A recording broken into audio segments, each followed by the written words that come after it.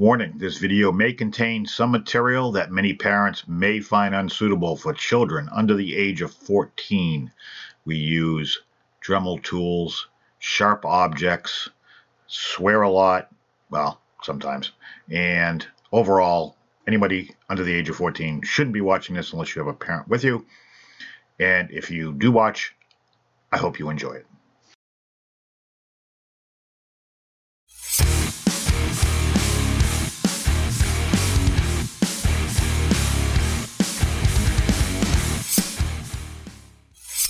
Hey, it's Keith from Outlaw Speed Shop, and this is the episode that I didn't air earlier because I didn't like the way it came out, but I like to show everything, including my mistakes. This was a Mighty Maverick out of my collection, the worst one out of all of them. I have tons, and I'm sure I'm going to piss a lot of people off because I'm going to hack it up.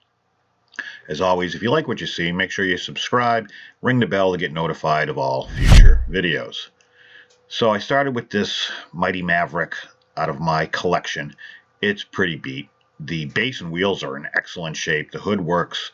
The rear wing was nowhere to be found. Never had it. Never probably will. But the base really is good. No oxidation. The wheels, surprisingly, are in excellent shape. Now, this was part of what I was going to enter for the missing 62 or missing red line challenge thing with Austin over at Diecast Resurrection. And because I just wasn't 100% happy with the way it came out, I decided to do the pickup instead of this. So it's got a few imperfections here and there that I'm gonna fix. My goal here was to build something that never was. So obviously there was a Mighty Maverick. The intention that I decided is I'm a huge fan of the spoiler series cars. So I wanted to make, and I didn't damage that hood, by the way. I wanted to make a spoiler series Maverick because it never happened. And the goal here was to do it like it would have been a spoiler, which means no hood. There would have been an engine sticking up, a rear spoiler, and a front spoiler. So I'm making, and I think I bit off more than I can chew on this. And that's, a lot of times on projects, the design itself and the initial, in the planning phases, that's when you screw up. And I just really, the idea was good. My implementation of it was lacking, let's say. So I'm using some K&S thin aluminum to replicate the spoiler. This part I think came out pretty good. Just a matter of fitting it in there where the original black piece was, which was always a little thicker, but I think it came out pretty good. The front spoiler, I'm using a heavy Chevy as kind of a template. This piece looked good while I did it. In the end, when I was looking at the pictures and the video of the completed project, I probably could have made it a little bit smaller. I kind of went overkill on it, and it's a little bigger than I would like it, but it did come out good. I just got to put a little bend in it right in the middle so it fits around underneath the bumper. Again, I think it's a little too deep. I probably could have trimmed it down a little bit. Then it was the engine compartment. So I'm hammering out a piece to get a 90 on the actual engine compartment.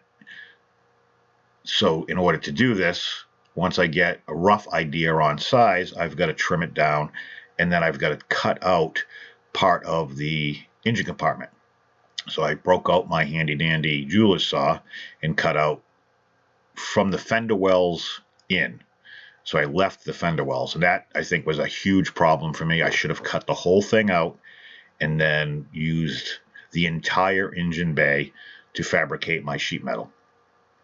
Because now I'm trying to work around the wheel wells, and with the hood, there's gaps and there's holes, and I couldn't fill them in properly. I end up filling them in with Milliput, and it just doesn't look good. It just never seemed to, it doesn't set right, and then I have Milliput and steel and the candy paint, or the nitro flame paint just didn't go on the way it should in that area. The rest of it looks awesome. So I get that fit. I'm still, going through the motions here. And again, this, don't get me wrong, this came out really good. It just didn't come out as good as I'd like it to come out. And there's a lot of things I'm going to redo because I just don't like it. But again, I don't want everybody to think that every time we put out a car, it's like this shit goes wrong constantly. And that's kind of the whole point of this is this wasn't perfect. It's why I didn't enter it. I like it, and I'm going to redo it. And I learned a lot, and I learned what not to do. But in the end, not everything is perfect. So I'm going to scuff up the paint, polish it. I'm using this turtle wax polishing compound. I ended up finding some other stuff that worked even better after the fact, after I painted this. So when I redo it, I'll use that as well. The polishing wheel with this, this casting, believe it or not, I didn't have to do anything really with it. The roof had some scratches on it. If you remember, the purple was worn off. It looked like somebody kind of dragged it on the ground or some shit like that.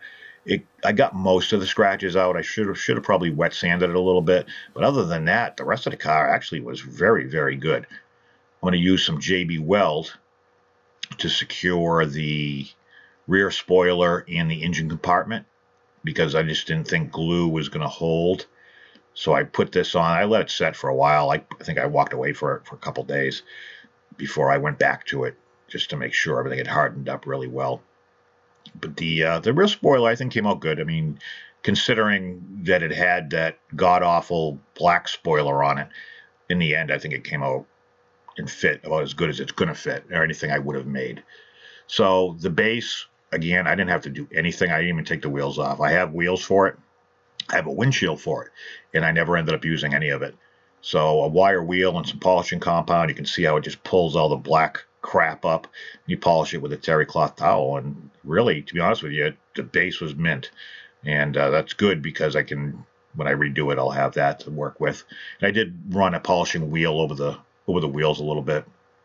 The windshield, surprisingly, was in really good shape. I had ordered another one just in case. And I'm going to use some Chemical Guys polishing swirl remover compound blue stuff on it.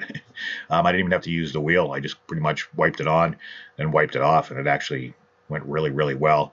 I'll still dip it in the Pledge Future Shine floor polish just to give it that little extra something. But overall, it looked really great to begin with. The motor I grabbed from a heavy Chevy. You can see I'm doing the nose, the grill with black. I was going to go with copper, and I'm using the Bright Vision stuff as I'm a dealer for now. I painted it gold, and overall, right here, it looks awesome.